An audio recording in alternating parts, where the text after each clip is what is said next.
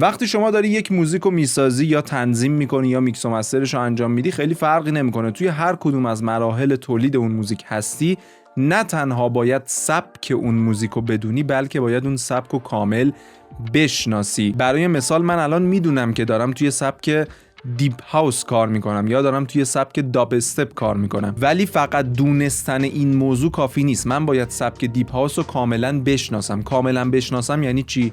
یعنی باید توی ذهنم باشه که توی سبک دیپ هاوس از چه صداهایی بیشتر استفاده میشه، چه ریتمایی بیشتر استفاده میشه، تمپو معمولا روی چه تمپویی، چه سازهایی استفاده میشه، حتی توی بخش میکس و مسترینگ چطوری میکس میشه، افکت هایی که استفاده میشه، فضای بزرگی داره، فضای کوچیکی داره. امروز میخوایم ببینیم که چطوری سبک شناس بشیم، یعنی توی هر سبکی که داریم کار میکنیم اون سبک رو چطوری بهتر بشناسیم، کامل بهش مشرف بشیم، کامل توی ذهنمون بشینه که وقتی داریم یه موزیک رو تنظیم میکنیم از اولین نوتی که میذاریم تا مسترینگ نهایی که میخوایم انجام بدیم بدونیم داریم توی چه سبکی کار میکنیم و تمام مراحل رو طبق اون سبکی که داریم کار میکنیم ببریم جلو. بریم تو کارش. قبل از اینکه من اصل موضوع رو بهتون بگم، اگر ویدیوهای من رو دوست دارید و میبینید لطفاً لایک کنید، یه کامنت انگلیسی هم بذارید، ساب کانال رو هم چک بکنید که اگر پریده دوباره سابسکرایب بکنید. تفاوت شما با یک شنونده عادی موزیک چیه؟ اولین موضوع اینه که شما شنونده حرفه‌ای بشی، یعنی از یک شنونده عادی تبدیل بشی به یک شنونده حرفه‌ای. یعنی چی حرفه‌ای؟ ببینید شما تولید کننده موزیک هستی، حالا توی هر کدوم از بخشاش که داری کار میکنی، آهنگسازی، تنظیم، میکس و مستر، شما تولید کننده. نحوه گوش کردن شما، موزیک گوش کردن شما متفاوته با یک کسی که این کار نیست، شغلش یه چیز دیگه است و موزیک گوش میکنه. مردم عادی موزیکو گوش میکنن که لذت ببرن، موزیکو گوش میکنن که حال کنن. شما موزیکو گوش میکنی که یاد بگیری. باید مغزت آنالیزگر بشه توی موزیک. یعنی شما موزیکو که میشنوی صرفا فقط به این گوش نکنی، یعنی سطحی گوش کنی و حال کنی و بری. این میگم شنونده عادی اینطوری گوش میکنه. شما قراره آنالیز بکنی تک تک صداهایی که توی درامزش استفاده شده، صداهایی که اون پشت داره میاد، صداهایی که اصلا یه طوریه که قرار نیست شنیده بشه ولی شما باید به اونها دقت بکنی چون اونها فضا رو پر کرده. حرفه‌ای گوش کردن رو باید یاد بگیرید. حالا من الان به شما میگم که حرفه‌ای گوش کردن یعنی چی، آنالیز کردن یعنی چی، چطور آنالیز بکنید، چطور یک سبک رو برید یاد بگیرید، بهش مشرف بشید، آشنا بشید با بخش‌های مختلفش که وقتی شما دارید یه موزیک رو میسازید دقیقاً توی راستای همون سبک پیش برید و جای خارج از سبک نشید. خب اول از همه شما باید موزیک های توی سبک خودتون رو پیدا بکنید. این خیلی واضحه. من یه پیشنهاد برای شما دارم. ما یه سایتی داریم به اسم بیتپورت. این سایت توش موزیک های میاد رتبه بندی میکنه، مثلا تاپ 10 میده. حالا خیلی ایناش مهم نیست. اینجا آرتیستا میان موزیکاشون رو میذارن، شما دموش رو میتونید گوش بکنید و بعد اگر دوست داشتید میتونید بخرید اون موزیک رو. حالا ما اصلا نیازی به خرید نداریم. خب گفتیم دموش رو میذاره. میایم اینجا ببین، اینجا تمام سبک ها رو برای شما مرتب کرده. این سایت برای سبک‌های الکترونیکه، یعنی میبینید که تمام سبک‌هایی که داره سبک‌های الکترونیکه. اگر شما توی سبکی مثل متال، راک یا اصلا پاپ مارکت ایران رو میخوای کار بکنی هیچ فرقی نمیکنه. باید بری موزیک‌های توی اون سبک رو پیدا بکنی و کاری که جلوتر بهت میگم رو انجام بدی. حالا مثلا من میخوام توی سبک دیپ هاوس کار بکنم. خب میام اینجا میزنم روی دیپ هاوس. اینجا موزیک هایی که توی سبک دیپ هاوس رده بندی شده رو برای من میاره. میتونی بیای از همین رنگ یکش گوش کنی. ببین این یه تیکش رو به عنوان دمو بهت میده.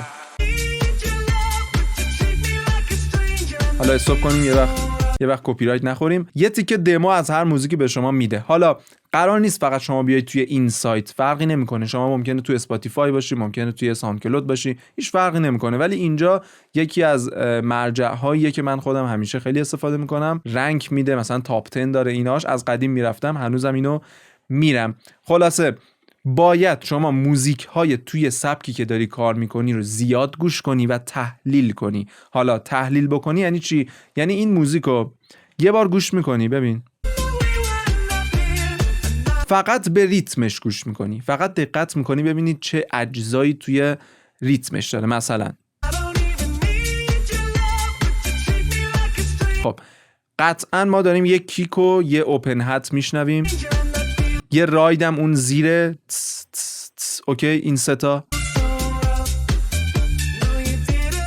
یک کلوز هت هم داریم که بعضی وقتا میاد کنار هت.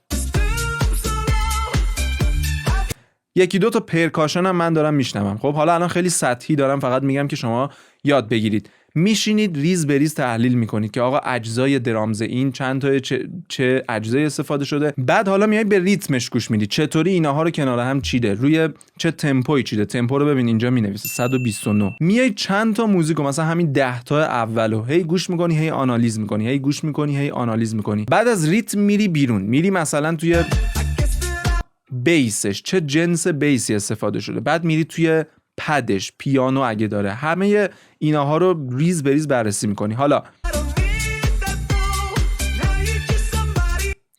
بیسش چطوری چیده شده،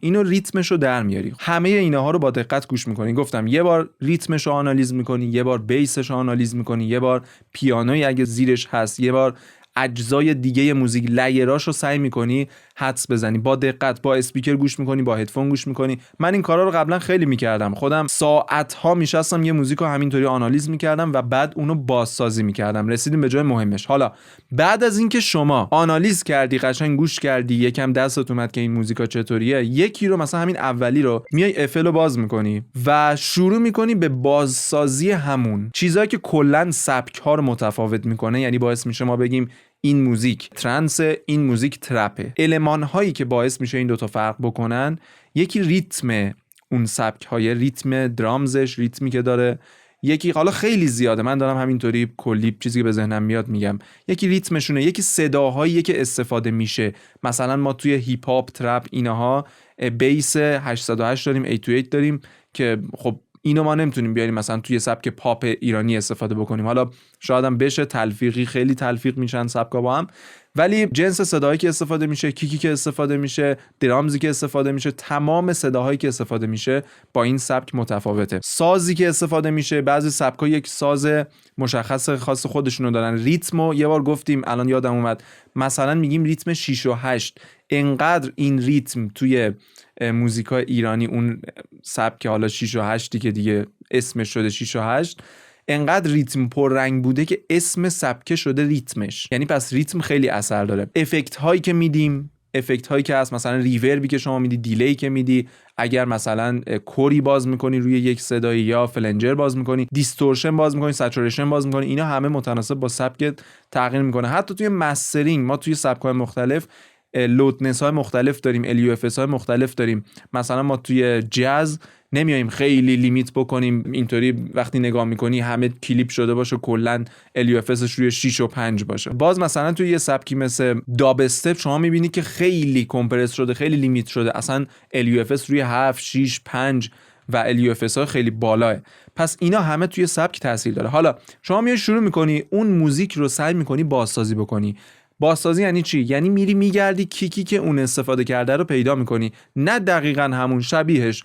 اینجا باعث میشه شما بیاید توی سامپل پک هایی که داری، مثلا من اینجا ونجنس رو دارم، میام توی سبک چی بود، دیپ هاوس بود دیگه، اینا دیپ هاوس، میام اینجا یه کلمه کیک، کلپ، همه صداهایی که توی سبک دیپ هاوس استفاده میشه رو اینجا داره. سعی میکنی پیدا بکنی شبیه به اون چیزی که اونجا بود. خب این از پیدا کردن سامپلا. بعد میای تمپو رو پیدا میکنی، تمپوش 129 بود. بعد میای ریتمش رو سعی میکنی بچینی، بعد میای ملودیاشو. ببین منظورم اینه که کپی همونو بسازی ها، یعنی اصلا کپی پیست همونو دقیقاً بساز. چند تا موزیکو همینطوری سعی کن بسازی، قرار این بشینه توی ذهنت. اصلا مهم نیستش که شما داری کپی میکنی، قرار نیست اون موزیکو پخش بکنی. خب حتی میتونی پخش هم بکنی، حالا ما که نمیخوام بریم تو اسپاتیفای بذاریم برای دوستات بفرستی یا تو پیجت بذاری اینها، ولی بازسازی کن، موزیک‌های تو این سبکو گوش کن، آنالیز کن و بازسازی کن. هیچی به این اندازه نمیتونه باعث بشه که شما سبک رو درک بکنی. خیلی مهمه که شما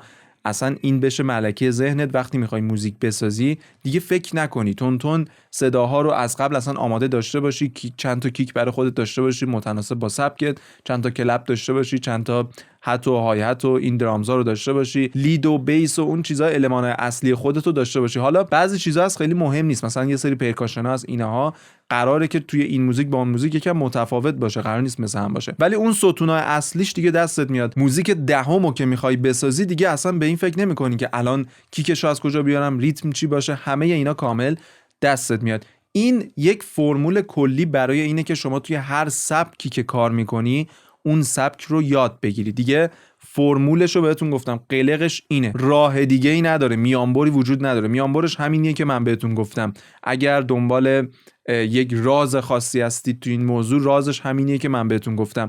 شما باید با دقت موزیک گوش بکنید، یاد بگیرید حرفه گوش کردن و سعی کنید توی ذهنتون تجسم بکنید که الان توی ذهنت این ترک ها بیاد که آقا مثلا اینجا یک ترک کیک داره، یه ترک های هت داره، یه ترک وکاله، اینجا 2-3 تا ترک بک وکال داره.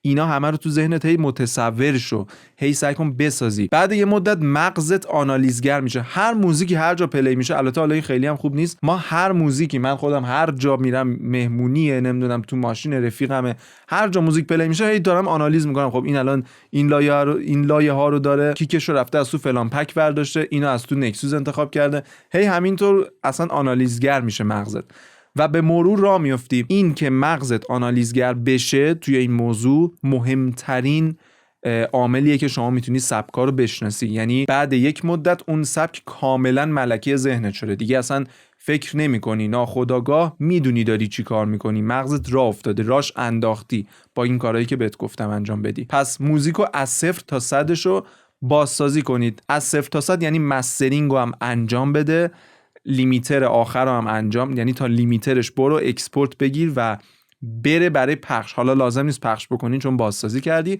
ولی در این حد پیش برو. این یه فرمول کلی بود. شاید توی ویدیوهای بعدی هر سبک و جداگانه هم یه ویدیو براش بسازم، مثلا فلان سبک در موردش بیشتر صحبت بکنیم، با سبک فلان اونو در موردش بیشتر صحبت بکنیم. نمیدونم، بعد ببینم بازخورده چطوریه، چقدر استقبال میکنید از این موضوعات. ولی این یه ویدیو کاملا کار درست و در راستای سبک شناسی بود که شما توی هر سبکی کار میکنی به دردت بخوره.